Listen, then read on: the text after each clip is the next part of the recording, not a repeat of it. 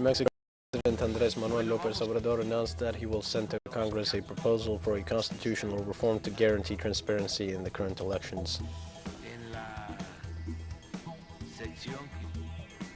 Russia on Friday rejected United States President Joe Biden's plan to seize and repurpose assets of wealthy Russians to aid Ukraine.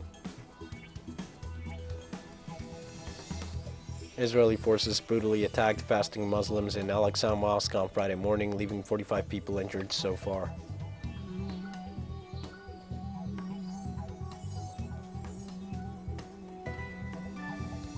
Hi, this is From the South. I am your news anchor, Diego Martin, from the Telestar studios in Havana. We begin with the news. In Mexico, President Andrés Manuel López Obrador announced that he will send to Congress a proposal for a constitutional reform to guarantee transparency in future elections. The Mexican president said that the amendment seeks to put an end to the fraudulent practices that have plagued political processes in the country. The bill also includes a proposal to reduce the number of plurinominal deputies and senators. The proposed reform also aims at regulating the financing of political parties and the implementation of electronic voting domestically and abroad. The Mexican head of state also proposed the creation of a National Institute of Elections and Consultations whose members will be appointed by the executive, legislative, and judicial branches. We just want there to be an authentic and true democracy in our country and to put an end to electoral fraud here. Nicaragua formally handed over the furniture and equipment belonging to the office of the Organization of American States in Managua. Following the expulsion of the OAS from Nicaraguan territory, the Attorney General's office proceeded to formally hand over the furniture to the OAS administrative officials in Managua. With photographs, videos, and files, the authorities confirmed the legality and order of the handover and that the belongings were neither used nor damaged. In addition, they denounced repeated attempts by OAS Secretary General Luis Almagro in smear campaigns manipulating the issue of human rights in Nicaragua.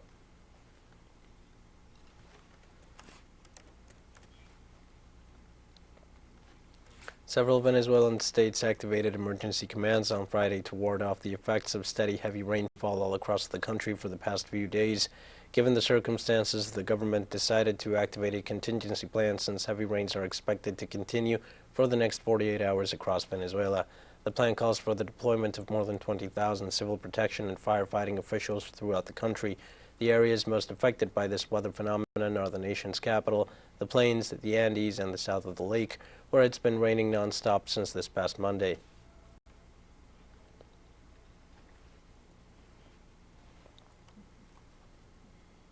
Turkish Minister of Foreign Affairs Mevlut Cavusoglu visited the Bolivarian Republic of Venezuela on Thursday. The visit of the Turkish diplomat to the Bolivarian nation is part of the third mixed commission between both countries, aimed to deepen their relations in health, economy, agriculture, fisheries, education, tourism, and sports. As part of the last stop of his Latin American tour, Cavusoglu inaugurated the Turkish Mari Foundation's San Roman College in Caracas. His Venezuelan counterpart Felix Plasencia was present at the inauguration and expressed his gratitude in hosting the Turkish foreign minister. Mari Foundation was founded on June 2016, and one of its missions was to run the schools seized from the Gulenist terror group, the culprit behind the July 2016 coup attempt in Turkey, which also runs an international network of schools.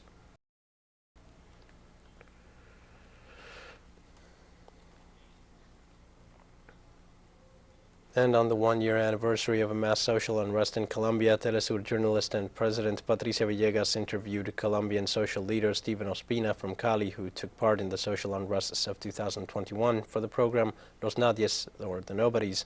Ospina said that the unrest was prompted by the cumulative effect of injustices and inequalities in the country.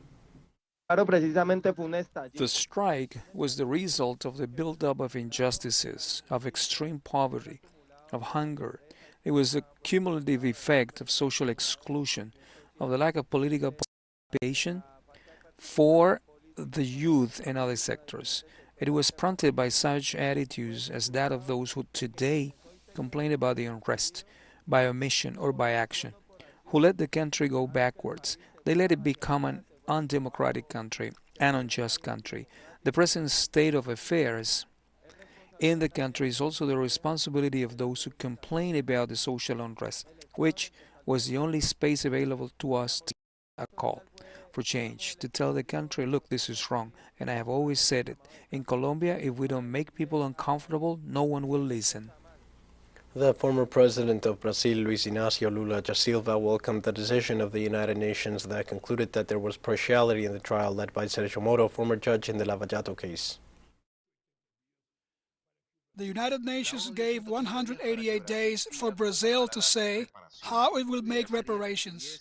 Ideally, they would be able to remove Bolsonaro and put me in charge of the country. But at the end of the mandate, I don't want to. That will be left to the people. The other thing is for them to ask for apologies. The press that called me a thief for so long, just an apology. They don't even need to blame themselves. It took Globo 30 years to apologize for not covering the direct campaign elections. I just wanted them to say, President Lula, we were cheated by Moro, by Dalagnol. We just wanted to say sorry. We will never do that again. Do not lie without being sure of what you're saying. So I'm happy that the UN was an extraordinary soul washing for me. We're going to take a short break. Please join us again after this.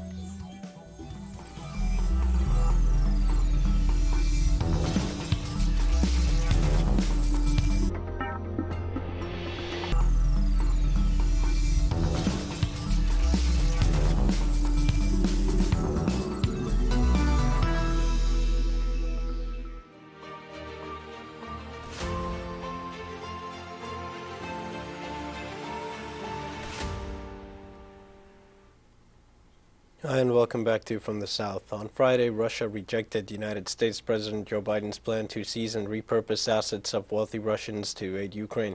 The vast fund included over $20 billion for weapons, ammunition, and other military assistance, as well as $8.5 billion in direct economic assistance to the government and $3 billion in humanitarian and food security aid. Russian officials also accused the United States and Poland of working together on a covert plan to establish control over western Ukraine, and asserted that the West was encouraging Ukraine to launch strikes inside Russia, where gas depots and missile factory burnt or have been attacked in recent days.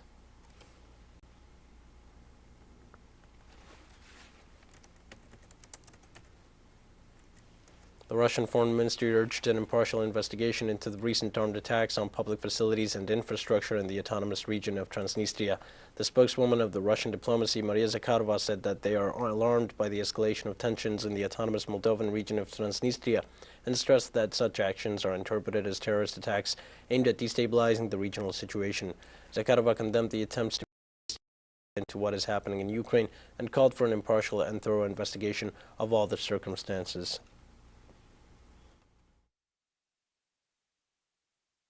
We regard these actions as acts of terrorism aimed at destabilizing the situation in the region and expect a thorough and objective investigation of all the circumstances of what happened. We strongly condemn attempts to involve Transnistria in what is happening in Ukraine. Russia warned that Western arms shipments to Ukraine threaten Europe's security. According to the Kremlin spokesman, Dmitry Peskov, the entry of arms into Kyiv from other countries are actions that threaten the security of the continent and generate instability. In this regard, Minister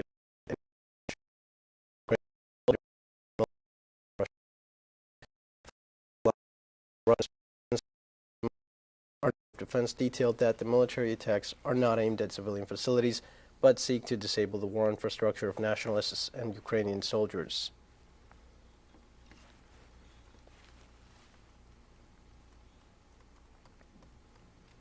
Several locations in Poland were left without gas supplies due to sanctions imposed by Warsaw on companies linked to Russia. The authorities in the municipality of Mieścisko acknowledged that residents lack heating, hot water, and gas for cooking food. The mayor of that town, Przemysław Ren, said they are working to restore service as soon as possible. A similar scenario is unfolding in the Polish municipalities of Liba and Zagorov. This situation comes after Poland imposed sanctions against Russian companies Gazprom and Novatek, including the local subsidiary of Novatek Green Energy, which involves freezing assets.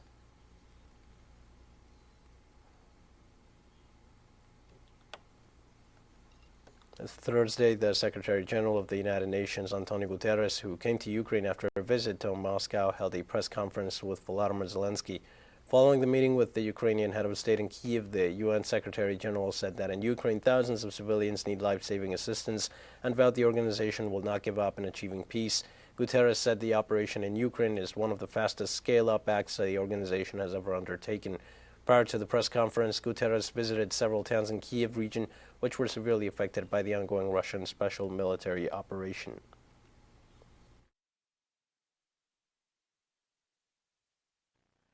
This war must end, and peace must be established in line with the Charter of the United Nations and international law. Many leaders have made many good efforts to stop the fighting, but these efforts so far have not succeeded. And I'm here to say to you, Mr. President, and to the people of Ukraine, we will not give up. The United States Congress passed another bill to loan United States military equipment to Ukraine and allies.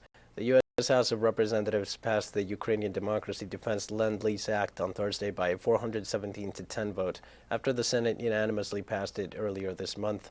The legislation will make defense equipment lending requirements for Ukraine easily accessible and will allow more United States weapons to reach the European region amid Russia's special military operation.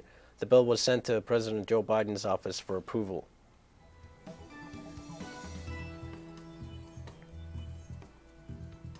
We have more news coming up after a final short break. Please stay with us.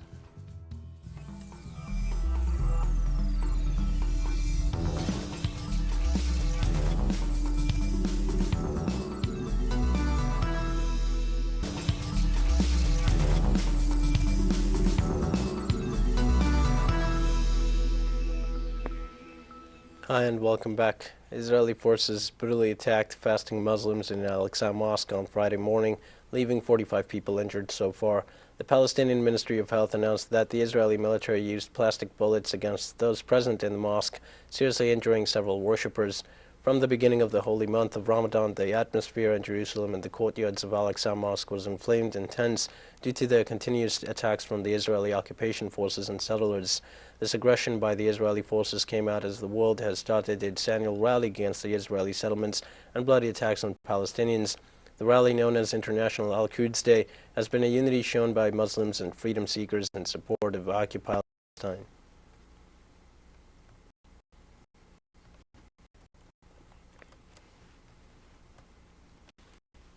More than 3,000 refugees and asylum seekers died or went missing last year while trying to reach Europe via Mediterranean and Atlantic Sea routes, according to a report by the United Nations Refugee Agency. A spokesperson from the international organization told in a news brief on Geneva on Friday that the figure for 2021, a year in which Europe hardened its borders as a new refugee crisis bursted, represented nearly twice the number of lives lost in the previous year. In addition of the 2021 total deaths in the Mediterranean and Atlantic routes, more than 1,000 were reported dead or went missing on the Northwest African maritime route to the Canary Islands. The dead and missing came from a range of North and Sub-Saharan African countries, including Tunisia, Morocco, Mali, Guinea, Eritrea, Egypt, Ivory Coast, and Senegal, as well as Iran, Syria, and Afghanistan.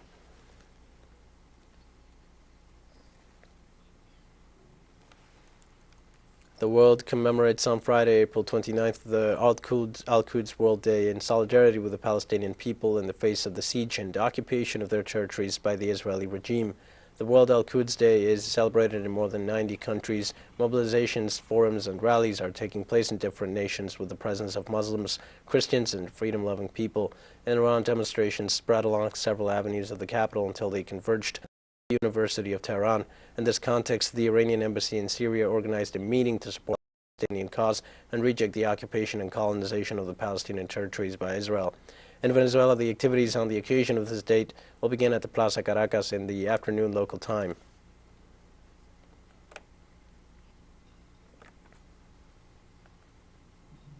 Turkish President Recep Tayyip Erdogan met Saudi King Salman and Crown Prince Mohammed bin Salman in Jeddah to develop relations in his first visit to the country since 2018. The trip came as Turkey, facing an economic crisis fueled by the collapse of its currency and soaring inflation, tries to drum up financial support from energy-rich Gulf countries. Erdogan landed in Saudi Arabia on Thursday evening in a major reset of relations between the two regional nations. Turkey's head of state was greeted at the airport in the Red Sea city of Jeddah by the Mecca governor. Erdogan said his talks in Jeddah would focus on ways to increase cooperation, but also to discuss regional and international developments.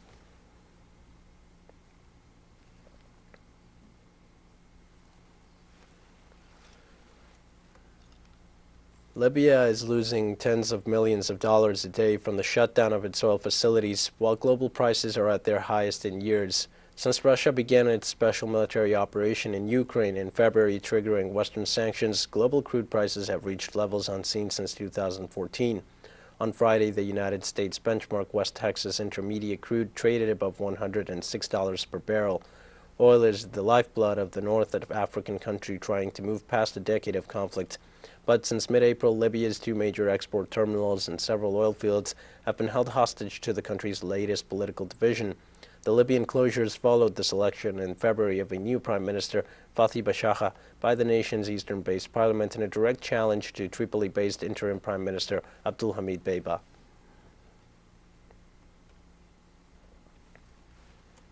And Turkish President Recep Tayyip Erdogan landed in Saudi Arabia on Thursday evening in a major reset of relations between the two regional heavyweights following the slaying of a Saudi columnist in Istanbul. As we were relating on the news, the visit marks the latest in Ankara's bridge-building efforts with its regional key rival. It is also Erdogan's first visit to the kingdom since 2017, the year before the murder in Turkey of journalist Jamal Khashoggi by Saudi. The two-day trip comes around Riyadh have in recent months attempted to repair some diplomatic damage after a decade of tension. Erdogan is expected to meet King Salman bin Abdulaziz and the country's de facto ruler, Crown Prince Mohammed bin Salman.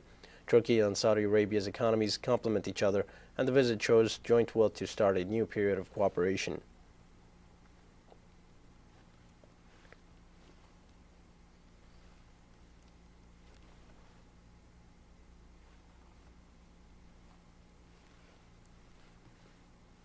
The World Health Organization and the United Nations Children's Fund warned about the increase in measles cases in the world.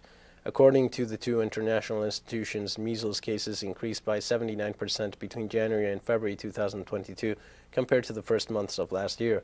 WHO and UNICEF declared that the situation generated by the coronavirus in terms of inequalities in access to medicines and the detour of resources leaves many children unprotected against this disease and others that can be prevented by vaccination.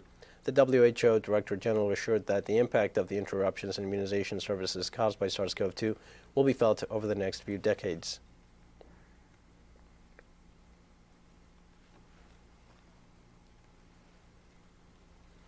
The Democratic Republic of the Congo began vaccinating its citizens against Ebola after 2 deaths were recorded, according to the World Health Organization. The vaccination began in Bandaka, a town in the northwest of the country where the new epidemic led to the 2 identified deaths. According to the organization, around 200 doses of RVSV-Zeboff vaccine were sent to Bandaka, and others will be delivered progressively in the coming days. The vaccination uses the ring strategy, where all people who have come into contact with a confirmed Ebola patient receive the vaccine, as well as frontline workers. So far, according to the WHO, 233 contacts were identified and are under surveillance. In addition to vaccination, a 20-bed Ebola treatment center was set up in Bandaka.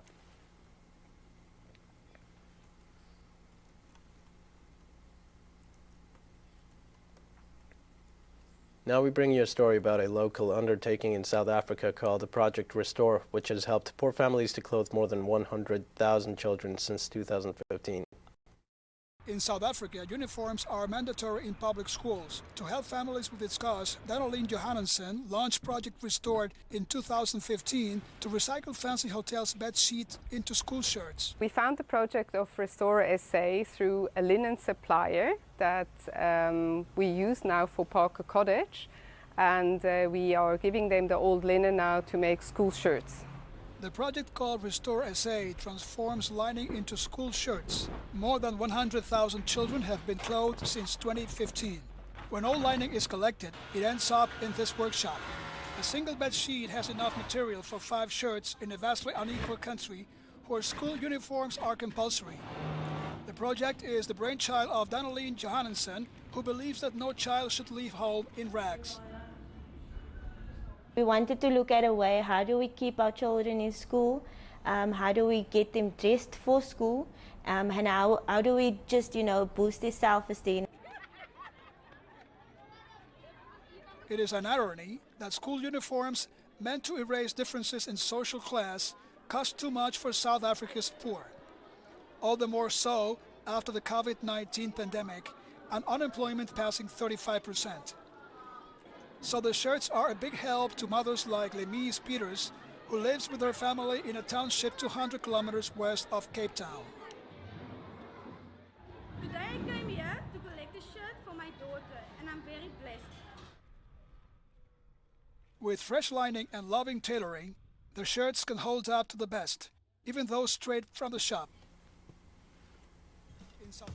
We've come to the end of this news brief. Remember, you can find these and many other stories on our website at Telestar English. You can also join us on social media for all the latest news. We're on Facebook, Twitter, Instagram, and Telegram. For Telestar English, I am Dio Martin. Thanks for watching.